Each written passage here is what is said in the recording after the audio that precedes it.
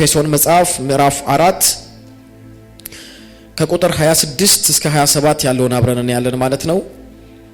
ዛሬ እሱ ላይ ብቻ የምናተኩረው ሌላ ቦታ አንሄድም። ኤፌሶን ምዕራፍ 4 ከቁጥር 26 ዲያብሎስ መቼ ነው በእኔ ላይ አቅም የሚኖረው?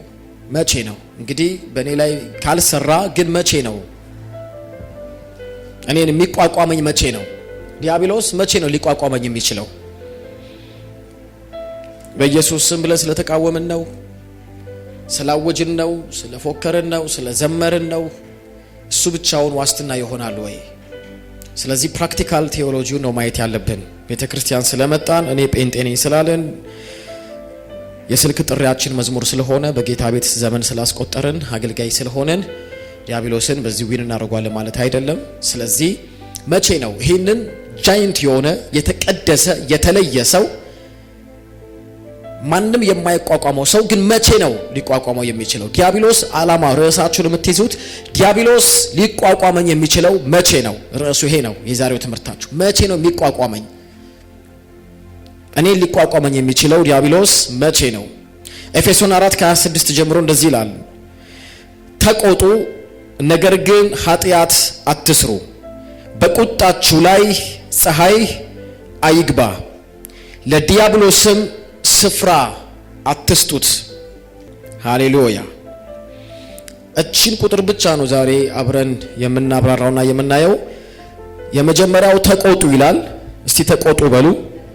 ነገር ግን ኃጢአት አትስሩ አለ። ከዛ በቁጣችሁ ላይ ፀሐይ አይግባ፣ ለዲያብሎስም ስፍራ አትስጡት።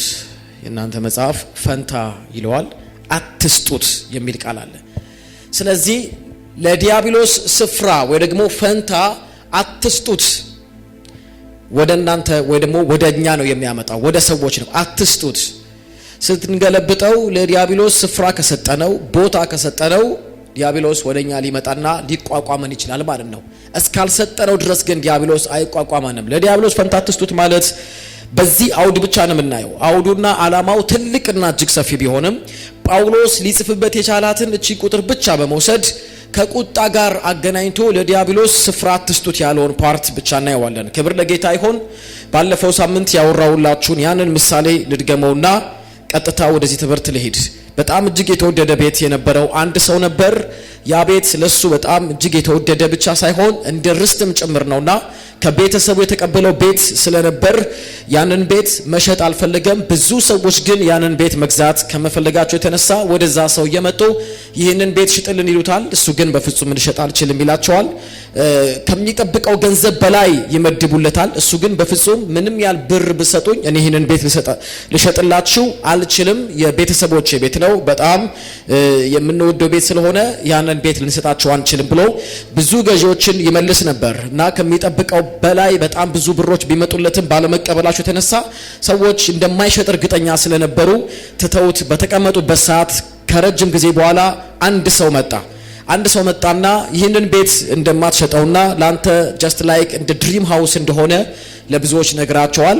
እንደማሸጥም ብዙ ብርም ሰጥተውክ ግን አንተ ያንን ነገር እንደማትፈልግ ነግራቸዋል። እሱንም እኔም አውቃለሁ። ስለዚህ እኔም ብጠይቅ ምንም ብር ብሰጥ ቤቱን ስለማሸጥልኝ ያለኝ አማራጭ አንድ ጉዳይ ነው። ምንም አልፈልግም፣ ነገር ግን በቤት መካከል አንዲት የሚስማር መስቀያ የምትሆን ቦታ ብቻ ሽጥልኝ ይለዋል። እና ምንም አልፈልግም፣ የሚስማር መስቀያ የምትሆን መስማሩን ብቻ መጥቼ መሰቅልባት፣ እሷን ቀዳዳ ብቻ የምሰቅልባትን ቦታ ሽጥልኝ፣ በምትፈልገው ገንዘብ ሽጥልኝ፣ ሌላው ግን ያንተ ቤት ነው የኔ ቤት አይደለም፣ አይመለከተኝም፣ እሷን ብቻ ግን ሽጥልኝ፣ በዚህ እንስማማ ብሎ ትሄዳል። እሱም ከቤተሰቦቹ ጋር ይመካከራል። ይሄ እኮ ብዙ ችግር ያለው ጉዳይ አይደለም፣ የአንዲት ምስማር መስቀያ ነች፣ ስለዚህ እሷን ብሸጥለት እኔን የሚነካኝ ጉዳይ የለም ብለው ደግሞ ብሩን በጣም ብዙ ነው ይሉና ተማክረው በሌላ ጊዜ ላይ ሰውየው ሲመጣ ብሩን ተቀብለው ያችን የሚስማር ቀዳዳ የምትሆነውን ቦታ ይሸጡለታል። ያም ሰው በቀጣይ ብሩን ከከፈለ ከጨረሰ በኋላ በበነጋታው መጥቶ እውነትም እንደተናገረው ሚስማሯን ብቻ መጥቶ የገዛት የተስማማት ቦታ ላይ ሚስማሯን ሰቅሎ ሄደ። ከዛ ሚስማሯን ሰቅሎ ነው ሄደው።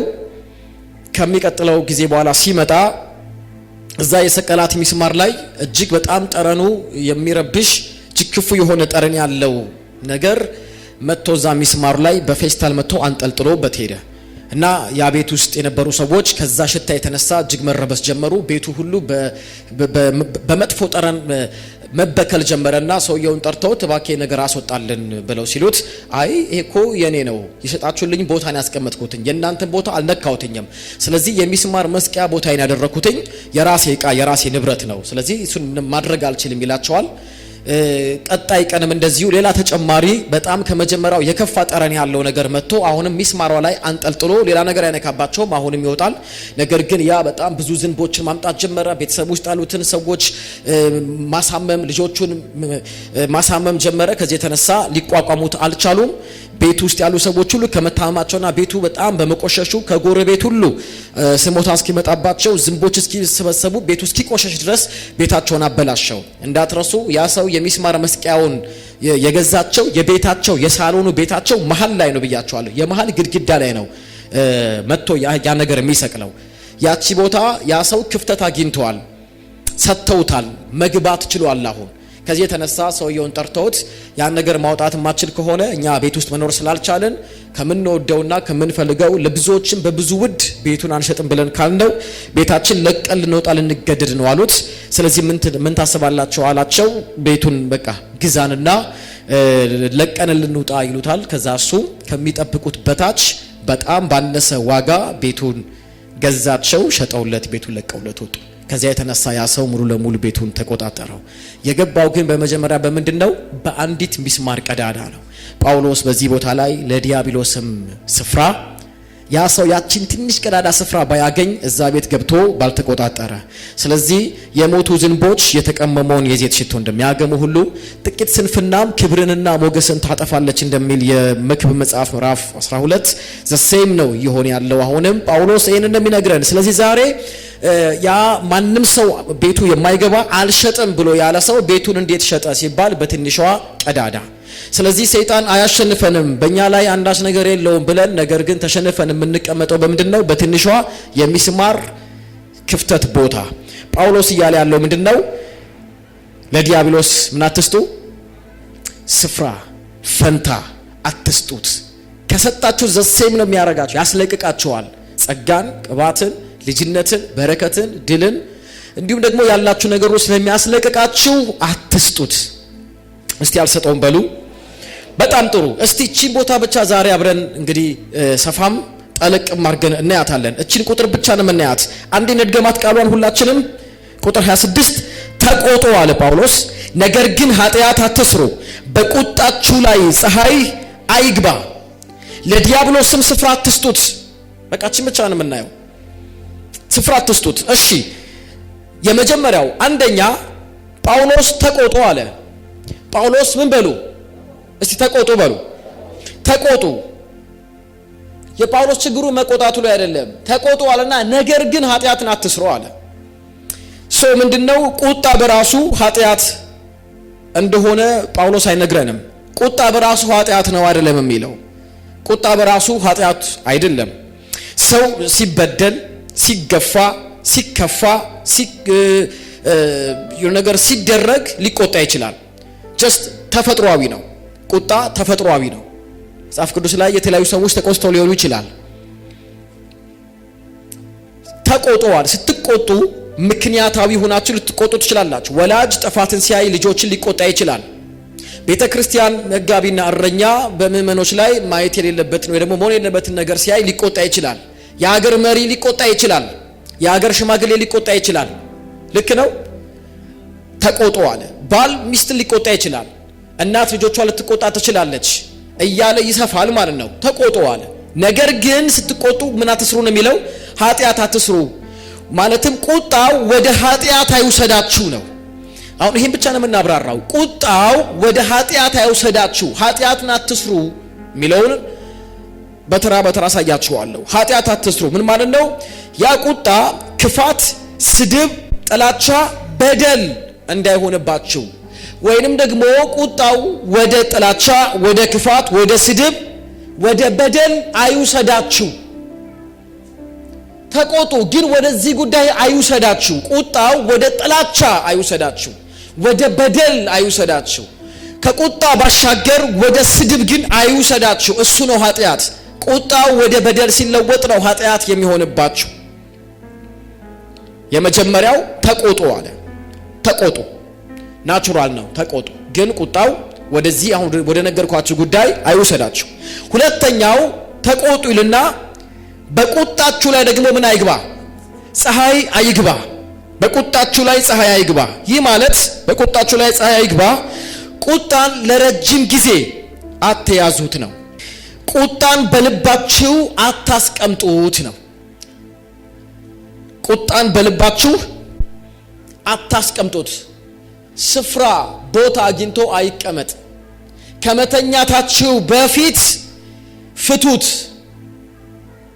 ከመተኛታችሁ መብራቱን ከማጥፋታችሁ ሌሊት ከመምጣቱ በፊት መፍታት፣ መታረቅ፣ መልቀቅ፣ መዝናናት ይገባል። ይሄንን ነው የሚለው። ወደዚህ ይሄኛውን ቀጣይ እንዴት እንደሚያመጣው የጳውሎስን አጻጻፍ ስታዩት እንዴት እንደሚደንቅ በመንፈስ ቅዱስ እንደተመራ ነው የሚያሳያችሁ። መጀመሪያ ተቆጡ አለ፣ ግን ስትቆጡ ኃጢአት አትስሩ አለ። ቀጥሎ ደግሞ በቁጣችሁ ላይ ፀሐይ አይግባ አለ። እንዳልኳችሁ አብሯችሁ አይደር። አስተውላችሁ ስሙኝ። በሁሉ አቅጣጫ ስለሚጠቅመን ለቀጣይ ዘመናችንም ስለሚጠቅመን ለባለ ትዳር፣ ለቤተ ክርስቲያን፣ ለእህት፣ ለወንድም፣ ለዲፓርትመንቶች፣ ለሁሉ ነገር ስለሚጠቅም ለወደፊታችንም ጭምር ማለት ነው። ለፍሬንድሺፕ ስለሚጠቅም ለሁሉም ነገር። ስለዚህም ጳውሎስ ትእዛዝ ነው እያዘዘን ያለው። ከመተኛታችሁ በፊት መፍታት፣ መታረቅ፣ በዛ በተቆጣችሁበት ጉዳይ ነገሩን መልቀቅ ይገባችኋል ይላል። ለምን? ቁጣ ከቆየ ይሄ ቁጣው ተቆጡ ያላችሁ ቁጣ ቀጣይ አንዳንድ ነገሮች ተጨምሮበት እንዳልኳችሁ ጥላቻ፣ ስድብ ምናምን ነገር ተጨምሮበት ቀጥሎ ደግሞ እንደገና በዛም ላይ ካደረ ዛሬ አልፎ ነገ ከሄደ ከቆየ ወደ ጥላቻ፣ ወደ መበቀልና ወደ መራራነት ይለወጣል። በዛው ቀን ካላለቀ ፀሐይ ከመግባቱ በፊት ካልጨረሳችሁት በቀጣይ ወደ ተለያዩ ነገሮች ማደጉ አይቀርም። ጀስት ላይክ እድሜው እየረዘመ ይመጣል፣ እየሰፋ ይመጣል። ስለዚህ ወደ ጥላቻ ያድቃል። እሱ ብቻ አይደለም፣ ወደ መበቀል ይመጣል። ያልፍና ወደ መራራነት ይመጣል። ስለዚህ ፀሐይ አይግባባችሁ። ኢየሱስ ጌታ ነው። ሁለተኛው ምንድነው? በቁጣችሁ ፀሐይ አይግባ። የመጀመሪያው ተቆጡ፣ ሁለተኛው በቁጣችሁ ፀሐይ አይግባ። ሶስተኛው ደግሞ ለዲያብሎስም ስፍራ ወይ ደግሞ እድል ፈንታ አትስጡት። ሶስተኛው ደግሞ ቀጥሎ ይሄን የሚነገረን ለዲያብሎስ ፈንታ አትስጡት ወይ ደግሞ ስፍራ አትስጡት ይላል። ይሄ ማለት ምንድነው? ቁጣን በማስቀመጥ የሚመጣውን አደጋ ነው የሚያሳየን። አያችሁ እንዴት እንደሚመራን። አሁን ተቆጡ አለ፣ ስትቆጡ ደግሞ ኃጢአት አታድርጉ አለ፣ በቁጣችሁ ፀሐይ አይግባ አለ። መጣና ደግሞ አሁን እንደገና ለዲያብሎስም ፈንታ አትስጡት። እንዳልኳችሁ ከተቀመጠ ካደረ ወደ መራራነት ወደ ጥላቻ ያድጋል። ያ ደግሞ ለዲያብሎስ ፈንታ ይሰጣል። እስካልተቀመጠ ድረስ ዲያብሎስ ወደ አንተ አይመጣም ነው። ቁጣን በዛን ቀን እስከፈታው ድረስ ከትዳር ጋር ይሁን ከቤተ ክርስቲያን ጋር እርስ በርስ ይሁን የዛን ቀን እስከፈታው ድረስ ወደ አንተ አይመጣም። ባደረ ቁጥር ግን ወደ አንተ ኢንቫይት ያደረከው ነው። ዲያብሎስ ፈንታ እንዲያገኝ በር ኢንቪቴሽን እየላክለት ነው፣ ወደ አንተ ይመጣል። ባለፉት ሳምንታቶች ስንማር ዲያብሎስ በእኔ ላይ ምንም ነገር የለውም ብለናል። አሁን ግን መቼ ነው የሚቋቋመኝ እያሳዩአችሁ ነው። አሁን ወደ አንተ እንዲመጣ የሰይጣንን ትኩረት ምስበው በዚህ መንገድ ነው። ቀጥሎም እንደምላችሁ መጀመሪያ ተቆጡ አለ፣ ሁለተኛ በቁጣችሁ ፀሐይ አይግባ አለ፣ ሶስተኛው ደግሞ ምን አለ? አሁን ለዲያብሎስ ስፍራ አትስጡት ወይ ፈንታ አትስጡት። ቁጣን በማስቀመጥ የሚመጣውን አደጋ ነው የሚነግራችሁ። የቁጣ አደጋ ያልተፈታ አብሮ ያደረና የዋለውን ቁጣ አደጋውን ሲነግረን ምንድነው የሚለን? ያልተፈታ ቁጣ ወደ ጥላቻ ወደ ክፉ አስተሳሰብ፣ ያ አብሮን ያደረው ቁጣ ወደ ጥላቻ ይወስዳል ማለት ነው። ያ ደግሞ ጥላቻ ወደማንፈልገውና መንፈሳዊ ወዳልሆነ ወደ ክፉ አስተሳሰብ ይወስዳል ማለት ነው። ያ ደግሞ ዲያብሎስን ለመጋበዝ በር ያገኛል። እነኚህ ነገሮች ሁሉ መንገድ ይከፍታሉ ማለት ነው። መንገዶች ይከፍታሉ። ሰይጣን በቁጣችሁ ላይ ነው የሚሰራው፣ በምንም ነገር ላይ አይሰራም። የመጀመሪያው የጳውሎስ ትምህርት ነው። ሰይጣን የሚሰራው በቁጣችሁ ላይ ነው። እንዴት ሲባል እኛን ከፍቅር ከሰላም ለማራቅ ይጠቀምበታል፣ በር ያገኝበታል። ኢየሱስ ያድናል። ግልጽ ነው። ልቀጥል። እሺ አሁን እነኚህን አብራርቼ ላሳያችሁ። ቁጣ የሚለው ላሳያችሁ። ቁጣ ሁለት አይነት ትርጉሞች አሉት። ቁጣ ራሱ ሁለት አይነት ትርጉሞች አሉት። እስቲ በግሪክ ላሳያችሁ ቁጣ የሚለውን። አንደኛው ቁጣ የሚለው የግሪኩ ትርጉም ኦርጅ የሚል ነው። ኦርጅ ORGE አንዱ የግሪኩ ትርጉም። ይሄም ማለት የተያዘ ቁጣ ማለት ነው። የተያዘ ቁጣ አስተውላችሁ ስሙኝ። የተያዘ ቁጣ። አሁን ጳውሎስ ኃጢአት አታድርጉ ወይ ደግሞ ቁጣውን ቶሎ ፍቱት ብሎ ሲናገር የግሪክ ኦሪጂናሉ ትርጉሙ የመጀመሪያው ኦርጅ ነው የሚለው። እሱም የተያዘ ቁጣ ወይ ደግሞ የቆየ የተሰበሰበ ቁጣ ማለት ነው። ሳምንት፣ ወር፣ 6 ወር፣ ዓመት የቆየ ቁጣ ኦርጅ የሚል ትርጉም አለው። የመጀመሪያው በልብ ላይ የተቀመጠ ቁጣ አድረሳውም ማለት ሁልጊዜ ወደዛ መመለስና ያልተፈታ ከልብ ያልወጣ ልብ ውስጥ የተሰበሰበ ተሰብስቦ ባለፈው እንደዚህ የዛሬ 7 ዓመት የዛሬ ዓመት የዛሬ እንደዚህ አክስቴ፣ አጎቴ፣ እናቴ፣ ባሌ፣ ሚስቴ፣ ጓደኛዬ እንትን ውስጥ እንትን ቦታ እንደዚህ የሚል የተሰበሰበ ቁጣ የመጀመሪያው ኦርጅ የቆየ ቁጣ በልብ የተቀመጠ ቀስ እያለ ያን ሰው ስናየው ወይ ስናስታውሰው የሚያቃጥል የሚወጣ ቁጣ ኦርጅ የመጀመሪያው። ባሰባችሁት ቁጥር እሱ የምትሉት እሷ የምትሏት አለቃችሁ ሊሆን ይችላል፣ አሰሪ ሊሆን ይችላል፣ የልብ ጓደኛ የነበረ ሊሆን ይችላል፣ ዋሬቨር ሊሆን ይችላል። ግን የቆየ ቁጣ ነው የመጀመሪያው ኦርጅ የሚለው። ይሄ ብዙ ጊዜ እያደር እየቆየ ወደ መራራነት ይለወጣል። ወደ ምንነት? እስቲ መራራነት በሉ። መጽሐፍ ቅዱስ ደግሞ መራራነትን አጥብቆ ነው የሚጠላው። ክፉ መራራ ስር ሆኖ እንዳይበቅልባችሁ የሚላል። መራራነቱን ይቀየራል። መራርነትን ከናንተ አስወግዱ የሚለው ለዚህ ነው። ያላስወገድናቸው ነገሮች ዲያብሎስን ወደኛ ለመጥራት በር ስለሚያገኘው፣ ስለዚህ ወደ መራራነት የሚለወጡት የተሰበሰቡ የተቀመጡ የቆዩ ናቸው። የቆዩ ቁጣዎች ናቸው። ቱ ቢ ሆነስት ከዚህ ትምህርት በኋላ በስልክ በአካልም በምንም ነገር እነኚህ የምላችሁ ነገር ማስተካከል ከጀመራችሁ ጌታን ነው ብለው ዲያብሎስ ገብቶ የሰረቃቸው ነገሮች ሁሉ በእጥፍ መደሶላችሁ መሄድ ይጀምራል እንጂ እኔ አሁን ማስተምረውን ሰምተን ወስተን እንደገናውንም እንድንደግመው ወይ ደግሞ የሚገርም ነው ወይ ደግሞ ወደ ሰዎች ሞተን ስለ እንትን ማለት እንትን ነው እንድንል አይደለም አላማው። በስነ ስርዓት ከዚህ ሰዓት ጀምሮ ካደረገን የመጣውን ጠላትን አስወጣዋለን። እንዲህ አይነት በሮች ከፍተን ኦሪጂን እኛ ጋር ተቀምጦ ሌሎች ነገሮች ለዲያብሎስ ፈንታና ስፍራ ሰጥተን እኔ እዚህ ጋር ቆሜ በባረካችሁ ቆሜ ወደቀ ብዬ ብል እናንተም የዘለላችሁ አሜን ብትሉኝ እንደው መዝለሉ አላረካውሉ ሲላችሁ ወንበር ላይ ቆማችሁም እንደገና ብትሉም እውነቴን ነው የምላችሁ ንቅንቅ ወይ ፍንክች በፍጹም። ስለዚህ ነው ፕራክቲካል ማስተምረው። የእግዚአብሔር ሰው ወንድማችን አቤል የእሮብ ላይ የሚታየው ዴሊቨረንስ የሚያደርገው ትንቢት የሚያመጣው አይነት ብቻ ሰው አይደለም። ደግሞ እንደዚህም ፕራክቲካሊ አማኞች በህይወታቸው መሆን ያለባቸውን እየሆኑ ለጌታ ይዘጋጃሉ። አሜን ነው። የቆየ ቁጣ የመጀመሪያው ትርጉሙ ስለ ቁጣ የሚያወራው አስወግዱ ብሎ የሚነግረን የመጀመሪያው ምንድነው? የቆየ ቁጣ የግሪኩ ኦርጅ ይለዋል። which means አንዳንድ ነገር በቆየ ቁጥር አንዳንድ ነገር ላይ እየቆየ ሲመጣ እየዛገ ይመጣል። ልክ ነው። እየዛገ መልኩ እየተቀየረ ልብ እንደዛ ነው የሚሆነው። ያ ማለት ነው ዝገት ይፈጥራል፣ ይቆሽሻል፣ ጠረኑን መልኩን ይቀይራል። ልብ ላይም ያልተወገደ ያስቀመጥ ነው። ኢቭን ጌታን ሳንቀበል እንኳን በፊት ደህንነት ስንማር አብሮን የነበረ ስንጠመቅ አብሮን የተጠመቀ ደግሞ ስናገለግልም አብሮን የቆየ እንኳን ቢሆን ዛሬ ላይ ነግራችኋለሁ ዲያብሎስ የትም ቦታ ላይ አይደለም የሚወጣውን ፈልጎ ይዞራልና የሚለው ባይዘው እንደ ሰዎችን ነው የሚዞረው። አገኝ ይሆን ኦርጅ የሆነ የቆየ ቁጣ ያለባቸው አገኘውን ለኔ ስፍራ የሚሰጡ ሰዎችን ያንን የሚዞረው። ስለዚህ የዛገ ብሎ እንደሚቀየር ሁሉ የተሰበሰቡትም እነኚህ ነገሮች ስለሳቃችሁ ስላወራችሁ ፒስ ነው ማለት አይደለም። ከልብ እስካልተወገደ የመጀመሪያው። ስለዚህ ይሄኛው ወደ ምን ይቀየራል ማለት ነው? ወደ መራራነት ይለወጣል ማለት ነው። መራራ ሆኖ ይቀየራል። እናንተ ራሳችሁ ለዛ ጉዳይ መፍትሄ ለማድረግ ስታበጁለት ማለት ነው። እሱን አቆመን ለቁጣው ፈንታ ለመስጠት ለእግዚአብሔር አሳልፈን ካልሰጠን እያደገ ይመጣል። ሁለተኛው ቁጣ የሚለው የግሪኩ ቃል ሁለት ትርጉም ነው ብያችኋለሁ። ሁለተኛው ትርጉሙ ታይመስ የሚል ትርጉም አለው።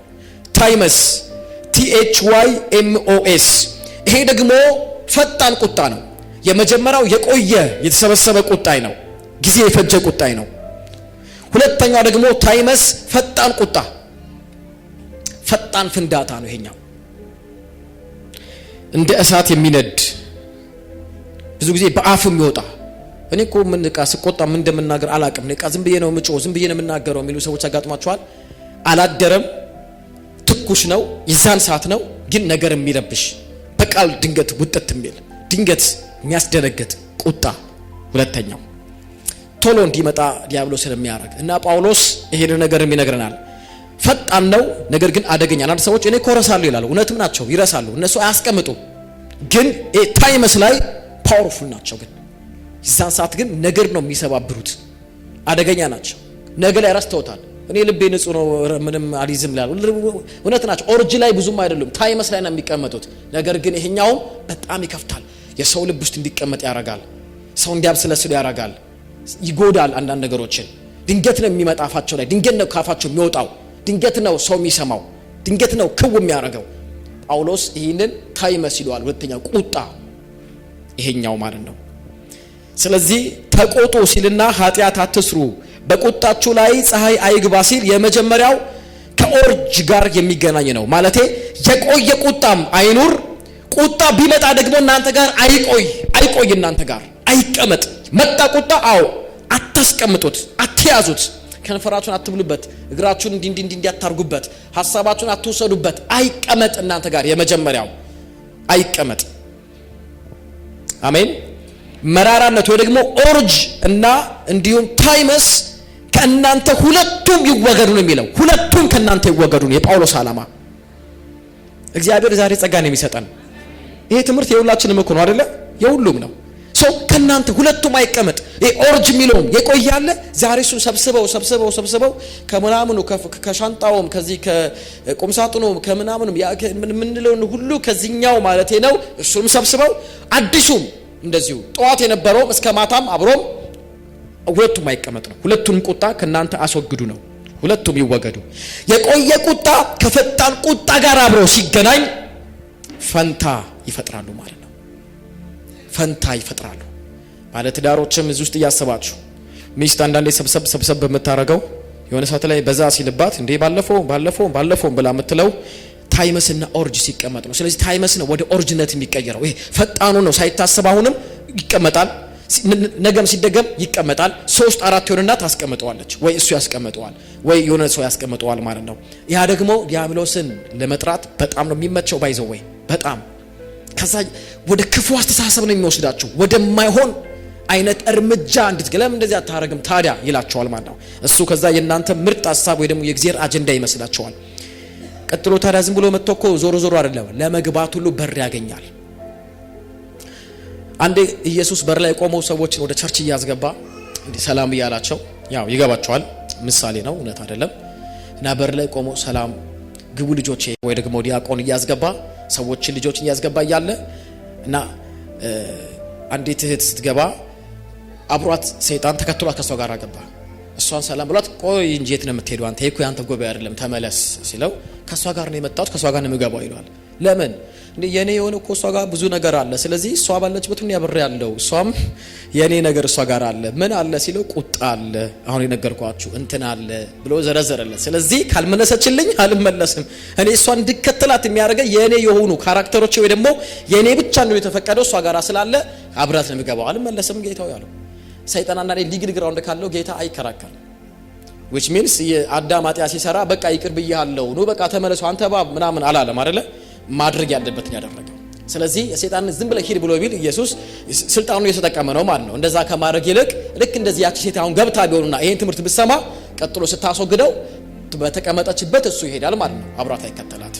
እና አንዳንዴ በመንገባበት ሁሉ አብሮ ሊከተልን ስለሚችል ብዙ ነገር ስለሚያበላሽ ይሄን እየነገርኳችሁ ነው። ስለዚህ የመጀመሪያው ምንድነው? ቁጣ ይሄን ይመስላል። ኦርጅ የግሪኩ የቆየ የተሰበሰበ ቁጣ። ሁለተኛው ታይመስ ቀጣይ ፈጣን የሆነ ድንገት ቤቱን ልውጥ ድባብ ልውጥ የሚያደርግ ድንገት ቅስቅስ የሚያደርግ አይነት ነገር ማለት ነው ቁጣ። ሁለተኛው ደግሞ በቁጣችሁ ፀሐይ አይግባ ካለ በኋላ ምን ይላል? ዲያብሎስ ለዲያብሎስም ስፍራ አትስጡት የሚል ቦታ ማለት ነው። ስለዚህ ለዲያብሎስ የሚል ደግሞ ዲያብሎስ የሚል ታገኛላችሁ። እንግዲህ ዛሬም ቀስ እያልኩኝ በጣም እያሳዩዋችሁ ነው። ይሄ ጮት የበዛበት ጊዜ ነው አሁን ላይ ስፒከሩ፣ ሳውንድ ሲስተሙ፣ ጩኸቱ፣ ምናምኑ፣ ስብከቱ፣ አዋጁ። እስቲ ህይወታችንን ጌታ ይለውጠው። አሜን ነው። እሺ ከዛ ደግሞ ለዲያብሎስ አለ። ዲያብሎስን ደግሞ ነው የግሪኩ ቃል አንደኛ ዲያብሎስ የሚለው ዲያ እና ቦሎስ የሚል ነው። ዲያ ዲአይኤ ስሞል ዲ ነች። ዲአይኤ ከዛ ቦሎስ BOLOS የግሪኩ ቃል ዲያቦሎስ ይለዋል። ዲያ የሚለው ለብቻ የሁለት ቃል ሲገናኝ ነው ዲያብሎስ። ዲያ የሚለው ለብቻው መካከል ማለት ነው። ዲያ ማለት መካከል ወይ ደግሞ መሻገር ማለት ነው። ተሻግሮ ወደ መካከል መምጣት ዲያ ማለት። ሁለተኛው ደግሞ ቦሎ የሚለው መጣል፣ መወርወር። አንድን ነገር ለምሳሌ የሆነ ሰው ዝም ብሎ ፒች ዳር ተቀምጦ ጠጠር ወደ ውሃ ውስጥ እንደሚወረውር ልክ እንደዚሁ መወርወር ማለት ነው። ቦሎስ የሚለው መወርወር። ዲያ የሚለው እንደብያቸዋለሁ መካከል የሆነ ነገር መካከል፣ አሁን በዚህ መካከል እንደማለት ነው። ቦሎስ ደግሞ ማለት መወርወር ወይ መጣል፣ አንድን ነገር መጣል፣ ቃል መጣል፣ ሐሳብ መጣል ለምሳሌ ማለት ነው። የሆነ ጠጠር ወርውር እንደሚባለው መወርወር ማለት ነው። ሶ ዲያብሎስ ማለት ተዳ ሲናገናኝ ምን ማለት ነው? በሰዎችና በእግዚአብሔር መካከል፣ በሰዎችና በሰዎች መካከል፣ በባልና በሚስት መካከል፣ በጓደኛና በጓደኛ መካከል ያባችሁ አይደለም መካከል። የመጀመሪያው ዲያ የሚለው መካከል ነው ያቻለው መካከል ነገር የሚጥል አያችሁ፣ መካከል ከዛ የሚወረውር ቢያቻለው ነገር የሚጥል የሚለያይ የሚከፋፍል የሚያካስስ ጠብ የሚወረውር በፍቅር ጠዋት ላይ ቻው ተባብለው ባልና ሚስት ከሰዓት በኋላ ላይ በመካከላቸው አገር ይያዝልኝ እስኪባል የሚያደርግ የሚወረውር ምርጥ የሚባሉ ጓደኞች መካከል ድንገትን መካከል መጥቶ ትዝ ይላችኋል። ሰዎች አሁን ሲያወሩ እንደተለምዶ ምንድነው ልበለው ዝም ብዬ ምንድነው እንደ እርጎ ዝንብ ጥልቅ የምትለው ሰዎች ይላሉ። ዲያብሎስ ማለት በቃ እርጎ ዝንብ በሉት፣ ጥልቅ የሚወረውር መጥቶ መካከል ይገባል። ሰላም ሆናችሁ ድንገት ልውጥ ካለ የገባ ነገር አለ። ግን ዝም ብሎ ስላልገባ ዛጋራ ኦርጅና ታይመስን ቁጣ ማሰብ አለባችሁ። እንዲገባ ያደረገው ነገር አለ። ኢየሱስ ጌታ ነው። ልቀጥል። ስለዚህ ሰይጣን በሰውና በእግዚአብሔር በወንድምና በወንድም መካከል በባልና በሚስት መካከል ጨምሩበት እናንተ መካከል የሚለያይ ማለት ነው። ሌላ ምንም ማለት ዲያብሎስ ትርጉሙ ያ ነው። ሰይጣን ማለት የስሙ ትርጉም ሌላ ጊዜ አወራቸዋለሁ። ባጭሩ ግን ተቃዋሚ ማለት ነው። ለምሳሌ ተቃዋሚ ትርጉም አላቸው ሁሉ። ሰው ዲያብሎስ ማለት ነገር የሚጥል የሚወረውር፣ ይወረውራል፣ ያካስሳል። ራእይ ምዕራፍ 12 ቁጥር 10 ላይ ቀንና ወንድም የሚከሳቸው የወንድሞች ከሳሽ ይልና ስሙ ማን ነው ሲባል ዲያብሎስ ይለዋል። ዲያብሎስ አያችሁ፣ እዛ ጋር ሰይጣን አይለው። ሰይጣን ሲል የሚጠቀምበት ስራ አለው። እዚህ ጋር ደግሞ ዲያብሎስ ይለዋል። ወንድሞችን ከሳሽ ማለት ነው። እሷ ነች፣ እሱ ነው። በሷ ምክንያት ነው ባለም ሚስት ላይ፣ ሚስት ባል ላይ፣ ወላጅ ልጅ ላይ፣ ልጅ ወንድም ላይ፣ ቸርች ላይ፣ ፓስተር ላይ፣ እርስ በርስ ዲፓርትመንት መካከል ይገባል ማለት ነው። ስለዚህ ጥሩ ፍቅር የነበረው ኳየሮች መካከል፣ ጥሩ ህብረት የነበረው የሚጸልይ ህብረት ያለው ምናምን መካከል ይገባና ኳየር ይለያያል። ከዛ ካቀም በላይ ሲሆን ቤተክርስቲያን አገልጋይ ፓስተር ይሰበስብና በቃ ለተወሰነ ጊዜ እስቲ በቃ ረፍት አድርጉ ይላል ማለት ነው። ይለያያል። ጸሎት ህብረት መካከል ይገባል፣ ይለያያል። ዲያቆናት መካከል ይገባል፣ ይወረውራል፣ ክስ ያመጣል። እሷ ነች ይላል፣ እሱ ነው ይላል፣ ይገባል ማለት ነው። ዛሬ በኢየሱስ ስም በዚህ ትምህርት ይወጣል። በቃ ሌላ ምንም አይደለም። ሰይጣን ዲያብሎስ ስራው መለያየት ነው። መለያየት ምንም እንዳትጠብቁ። ከዛ እናንተ እንደመስላችሁ አይግርምም እንትኗ ነው የምትሉት እናንተ እንዴ እንደውም እንትኗ እኮ እንዴ ባህሪዋ ነው የምትሉት እንዴ ትዕቢቷ ነው የምትሉት። አላያችሁትም ዲያብሎስን? እናንተ ሁሌ የምታዩት ወይ ደግሞ እኛ የምናየው የውጭውን ያለውን የተፈጠረውን ነው። ቢሃይንድ ያለውን ግን እኛ እናየው። መለየት ከመጣ ዲያብሎስ ቦታ አግኝቶ ገብቷል። እንዳትረሱ ዲያብሎስ ዝም ብሎ መጥቶ ዘው ብሎ አይገባም። ክልክል ነው፣ ክልክል ነው። በትዳር በቤተ ክርስቲያን በማን መካከል አይገባም፣ አይቻል፣ ክልክል ነው። እንዴ መታወቂያ ሳይያዝ እንኳን ለመተው አይገባም፣ አይገባም። እንዲገባ ከሆነ ግን ሰምቲንግ ፈቅዶለታል ማለት ነው። ከገባ ከተለያየ ስራ ከሰራ ካካሰሰ እድል አግኝቷል ማለት ነው። ያንን እድል ዛሬ እንወስድበታለን። እየሰማችሁ ነው ወይ? እያንዳንዱን ቁጣ የሚለውን እያሳያችሁ ነው፣ ዲያብሎስ የሚለውን እያሳያችሁ ነው። እናንተ ግን ራሳችሁን ይዩት። መንፈስ ቅዱስ እናንተ ውስጥ ስላለ ኢየሱስ ጌታ ነው። ስለዚህ መካከል ይገባል። ከዚህ አንፃር ለዲያብሎስ ይላል ስፍራ ምን አትበሉት፣ አትስጡት። ማለትም እርሱ መለያየት ስለሚወድ ስፍራን ወይ ደግሞ ፈንታ ካገኘ በቁጣ በመራራነት በክፍፍል በመካከላችሁ ይሰራል። ክፍፍል ካለ እግዚአብሔር 6 ነገሮችን ይጠላል ይላል። 7ኛውን ግን ነፍሱ አጥብቃ ትጸየፏለች ይላል። አያችሁ የዲያብሎስ ስራ ስለሆነ ነው ያንን ያለው። አጥብቆ ነው ሌሎቹን እንዳይሆን ይፈልጋል። 7ኛው ግን ነፍሱ የእግዚአብሔር ነፍስ በወንድማማች መካከል ጠብን የሚወረውር የዲያብሎስን ስፍራ ወስዶ የሚሰራ ማለት ነው። ፓወርፉል ነው። ቀላል ይመስላል። አሬ ይቀራላ ሰው ሲል የሆነ ነገር ሲል ኖርማል ይመስላል። that's not normal ዴቪሊክ ሲስተም ነው። ቤተ ክርስቲያን ሰይጣን በምንም አይሰራም። በእንደዚህ ነው የሚሰራው፣ በመለያየት። ዛሬ ጸልያለሁ እግዚአብሔር አምላክ በዚህ ዕውቀት ብርሃን የገባውን ጠላት ከቤት ከትዳር ከቸርች ከጓደኛ መካከል ያስወጣዋል።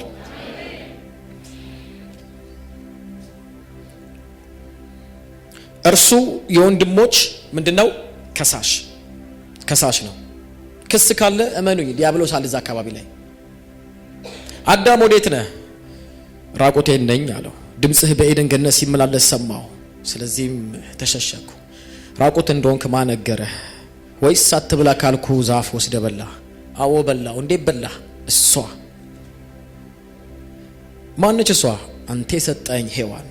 የአዳም ክስ 2 ነው። አንደኛ አንተ እግዚአብሔር፣ ሁለተኛ እሷ። ማለት አንተ ባሰጠኝ ኖሮ እኔ ስጠኝ አልኩ። ከባድ እንቅልፍ አስተኝተብኝ ሰጠኝ፣ አማከርከኝ። አያችሁ ወዴት እንደሚያመጣ። ማን ስጠኝ አለ? አንተ ባሰጠኝ ኖሮ በሰላም በኖርኩ። ሰጩን ከሰሰው። ሲቀጥልስ እሷ ሁለተኛ እሷ ጋር መጣና ምንድነው ሲባል እሱ እባቡ። ክስ የተጀመረው እዛ ጋር ነው። ያ የገባው ዲያብሎስ ነበር። በወንድም በትዳር በቤተ ክርስቲያን በእርስ በርስ መካከል ክስ ካለ አንዱ አንዱን የሚከስ ከሆነ ለመክሰስ ከቆመ እዛ አካባቢ ላይ ዲያብሎስ አለ። ዛሬ በኢየሱስ ስም እናባረዋለን። ሂድ እንለዋለን፣ ውጣ እንለዋለን። ክሱን ፋይል እንዘጋበታለን። በፍጹም በራ ትክፈቱለት። እርሱ መለያየት ይወዳል ማለት ነው። እሱ የወንድሞች ከሳሽ ነው። ሰውን በሰው ላይ ነው የሚያነሳሳው፣ በምንም ነገር አይደለም። ያነሳሳል፣ ከራሱ ውሸት ይፈጥራል። ሲያነሳሳ እንዴት ነው ስትሉት ውሸትን ከራሱ ፈጥሮ ይናገራል። እርሱ ውሸታም የውሸታም ምንጭ ነው። አባት ማለት ኦሪጂናል ትርጉሙ አባት ማለት ምንጭ ማለት ነው። ስለዚህ ከራሱ አፍልቆ ስለሆነ የሚያመጣው ራሱ ውሸት ይፈጥራል። ራሱ በፈጠረው ውሸት ደግሞ ለአንዱ ያቀብልና ያካከሳል ማለት ነው። ምንድነው? ክስን አንዱ ላይ ሌላው ላይ እንዲያመጣ ያደርጋል። ስለዚህ ጳውሎስ ምን እያለ ነው? ቁጣን ካዘልክ ዲያብሎስ ይገባል። መራራነትን ካዘልክ ዲያብሎስ ይገባል። ስለዚህ አትዘል። ካዘልክም ራእይህን ዘል። አትዘል፣ ዲያብሎስ ይገባል። በኢየሱስ ስም በሉ እስቲ። ማንኛውም በልቤ የተያዘ ቁጣ ዛሬ ያዘልኩትኝን ሁሉ በጀርባዬ የተሸከምኩትኝን ሁሉ አስወግዳለሁ በሉ። አስወግዳለሁ በጌታዬ ደም በሉ። በእኔ የቁጣ መያዝ ምክንያት በእኔ ለዲያብሎስ ስፍራ ከመስጠት የተነሳ የመጣ የቀረበኝ የገባ ነገር ሁሉ ዛሬ ከበራልኝ ብርሃን የተነሳ በሮችን ሁሉ እዘጋለሁ። ትንሿን ሚስማር አልሰጥም፣ አልፈቅድም፣ ቀዳዳ አልሰጥም በሉ። ይሄ አሁን ዝም እያባባልኳችሁ ነው። እርምጃ ይፈልጋል፣ ሰሚሽን ይፈልጋል፣ ትህትና ይፈልጋል፣ ዝቅታ ይፈልጋል። አለበለዚያ ዲያብሎስ አይወጣ። የሰይጣን ብቻ የነበረ ለብዙ ሰዎች ዲስትሪቢዩት ያደረገው ዲያብሎስ አንዱ ካራክተሩ ትዕቢት ነው። ትዕቢት ሰው ትዕቢተኛ ነኝ የሚል ሰብታችኋል። ባፉ ማንም አይልም፣ ማንም ዲያብሎስም አይልም፣ በአፉ አይልም፣ በተግባር ነው የሚታየው፣ በተግባር እና ብዙ ጊዜ እግዚአብሔር እንደኛን ሰዎች አይቀርባቸውም። ትዕቢተኛን የሚቃወመው ራሱ እግዚአብሔር ነው። ሰይጣን ትዕቢተኛን ተቃውሞ አያውቅም፣ ከሩቅ ይሸሸዋል። በማለት መሰላችሁ አንዳንድ ሰዎችን የሚወገድበት ነገር ስታወሯቸው አላረጎም ይሏቸዋል። ዛትስ ትዕቢት፣ ሌላ ምንም አይደለም። እንዲህ አረገረ አላረግም ይላል። ዛሬ ግን እግዚአብሔር ወገባችን ነው የሚሰብረው በቃሉ። አሜን አትሉ? ዝቅ ነው የምንለው። አሜን። ስለዚህ ለዲያብሎስ አሳዩአችሁ። ዲያቦሎስ በመካከል የሚወረውር ለዲያብሎስ ምን አትስጡ፣ ምን አትስጡ። እስቲ ስፍራ በሉ፣ ፈንታ በሉ። በቃ አሁን ደግሞ ለዲያብሎስ ፈንታ ደግሞ ብሎ አሳያችሁ። አንድ በአንድ ያሳያችሁ። ተቆጡ ብሎ አሳያችሁ። በቁጣችሁ ፀሐይ አይግባ ብሎ አሳያችሁ። ዲያብሎስ ብሎ አሳያችሁ። ፀሐይ አይግባ ብሎ ሌሎችን ማሳይቻችኋለሁኝ። አሁን ደግሞ ማሳያችሁ ፈንታ የሚለው ደግሞ ለዲያብሎስ ይልና ፈንታ ደግሞ ይላል። ፈንታ ወይ ደግሞ ስፍራ የሚለውን አሳያችሁ። እሱን እንመልከት። ፈንታ አትስጡት ይላል። እስቲ ፈንታ በሉ፣ አልሰጥም በሉ። ባይዘዌ ትእዛዝ ነው። አትስጠው። እሺ አትስጥ ትእዛዝ ነው። እስቲ አልሰጥም በሉ፣ አልሰጥም በሉ፣ አልሰጥም በሉ። እስቲ እሺ ምን ማለት ነው? የግሪኩን ቃል አሳያችሁ። ስፍራ የሚለው ወይ ደግሞ ፈንታ የሚለው የግሪኩ ቃል ቶፖን ማለት ነው። ቶፖን ምን ማለት ነው? ቶፖን ማለት የመጀመሪያው ቦታ ወይ ደግሞ ስፍራ ነው። ሁለተኛው እድል ወይ ደግሞ አጋጣሚ ነው። ሶስተኛው መንገድ ወይም ደግሞ መግቢያ ማለት ነው። አራተኛው መሰረት ወይ ደግሞ ፉትሆልድ ማለት ነው። ስለዚህ ቦታ አትስጡት ብሎ ሲል ቦታ ብቻ ማለት ሳይሆን ምንም አይነት እድል፣ መንገድ፣ መግቢያ፣ ስፍራ፣ አጋጣሚ፣ መሰረት አትስጡት ነው።